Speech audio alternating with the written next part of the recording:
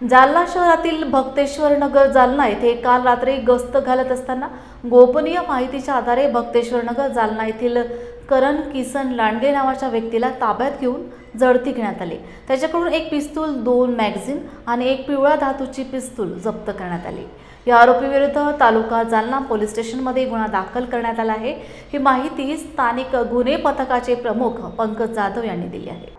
काल दिनांक 5 ऑगस्ट 2025 रोजी स्थानिक गुन्हे शाखेच्या पथकाला माहिती मिळाली की एक इसम त्याच्यासोबत एक गावठी पिस्टल आणि 2 मॅगझिन आहे अशा गुप्त माहितीच्या आधारे एक पथक तयार करून पेट्रोलिंग करत असताना इसम नामे करण किसन लांडगे यास ताब्यात घेतले व त्याची झडती घेतली असता त्याच्याकडून एक पिस्टल, एक गावठी बनावटीचे पिस्टल आणि 2 मॅगझिन आणि एक पुंगळी,